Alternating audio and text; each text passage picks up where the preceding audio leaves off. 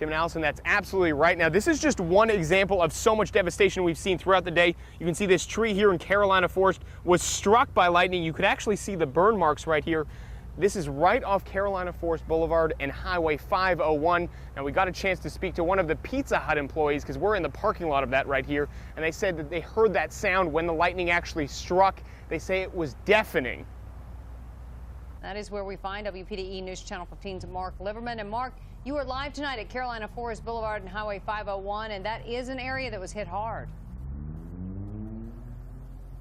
Allison, that's absolutely right. Now, one example of that is this tree right here. It was struck by lightning. You can actually see the burn marks in the tree. You can see where it was singed by that lightning. Now, we are off Carolina Forest Boulevard, right off of 501 by the Pizza Hut here. And I did get a chance to speak to one of the Pizza Hut employees who says the sound of that lightning was basically deafening. It was so close. And this is just one of so many examples of areas hit by this devastating storm this afternoon. Now, a few traffic lights lost power, including one at the corner of Carolina Forest Boulevard and Highway 501 that was knocked to the ground.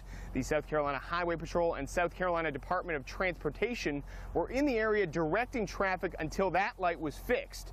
But the damage didn't stop here. A large tree was also knocked over in the Socastee area, falling on top of a car. Thankfully, no one there was injured. A small amount of water also made its way into the Myrtle Beach International Airport from a leak in a sliding door near one of the terminals.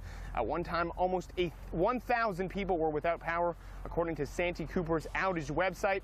Now, Horry County Electric Co-op is also reporting that about 100 people this afternoon were without power in the area of Highway 90 West and Lee's Landing Circle. So we do ask that if you plan to go out throughout the rest of the evening as these storms make their way out of our area, that you try to be as careful as you possibly can. Back to you guys.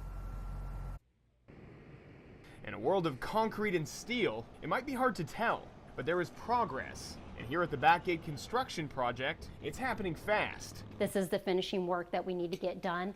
As we know, when it comes to wintertime, you can't pour. So there is a time constraint to make sure we get most of that work done by the first of the year. On Tuesday, crews showed us what's left to be done before the north and south bridges can open. Up next, barrier walls. So one of the things that's going to be getting done over the next couple weeks is this barrier wall right here, which is actually going to get filled with concrete exactly like the one on the other side of the northbound bridge. Crews work 12-hour days, 6 days a week to make it all happen.